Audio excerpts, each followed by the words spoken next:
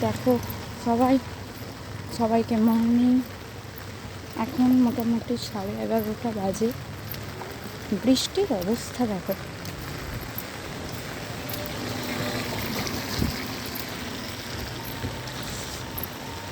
এটা আমাদের এখানে অনুকূল ঠাকুরের মন্দির, বাবা লোকনাথের মন্দির।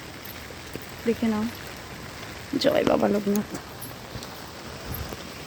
রাস্তায় খুব বেশি লোক নেই,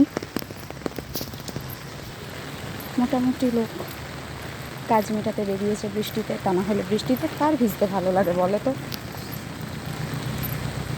আমিও বেরিয়েছিলাম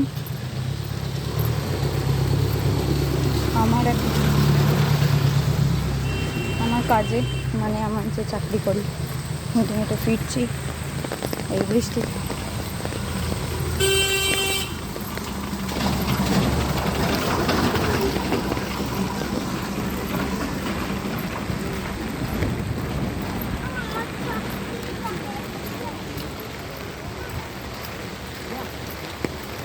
আমার বাড়ির ঢালাই রাস্তায় ঢুকে গেলাম আমি।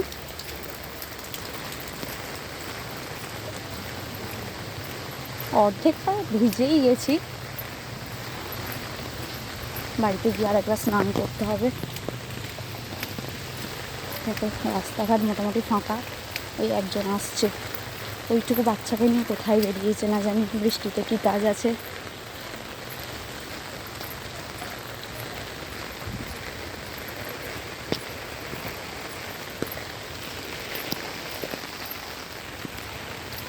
আমি ছাতা নিয়ে হাঁটছি।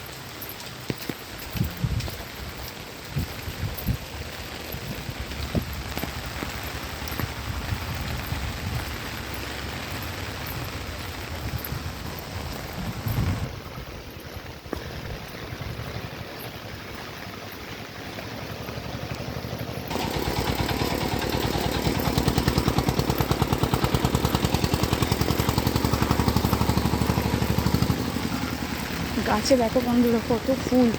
বৃষ্টির জন্য কাকিমারা বোধহয় ফুলই তুলতে পারেনি, গাছ ভর্তি ফুল হয়ে আছে।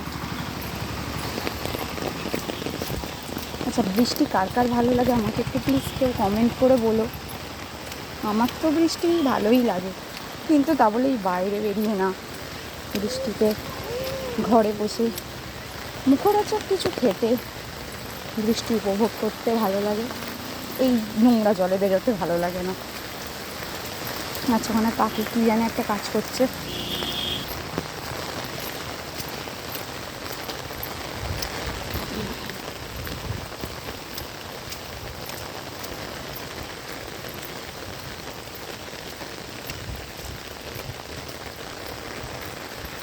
এই যে আমাদের মনসা মন্দির, মাগো সবাই মঙ্গল করে না।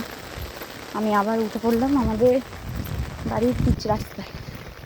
এখান থেকে একদম কাছেই আমার বাড়ির পাশ দিয়ে এই রাস্তাটা চলে যাচ্ছে একদম ওদিকে, ঝেরো জায়গাটার নাম, আমি ওইটুকুই জানি। চলো তোমাদের আজকে আমার বাড়িটা দেখাই।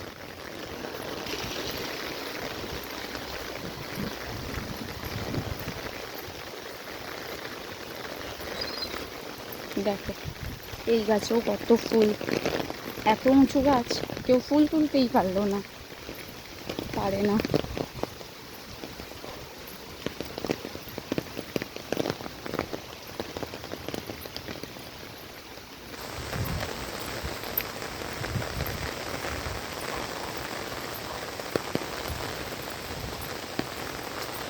এই আসুত্ব গাছটা দেখো, এটা কত যে পুরনো গাছ কেউ বলতেই পারবে না যে এটা কত দিনের পুরনো গাছ।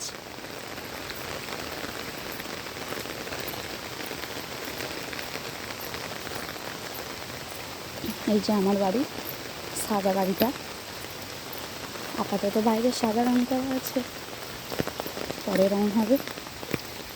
এটা আমার বাড়ির এই বারান্দার দিকে গেটটা দেখো, ওপর নিচে বারান্দা। আমি ঢুকবো ওদিক দিয়ে।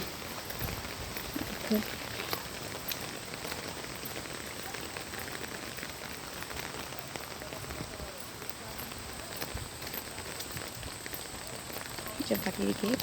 চলো বেল বাজাই, হাজব্যান্ড দরজা খুলবে। চলো টাটা।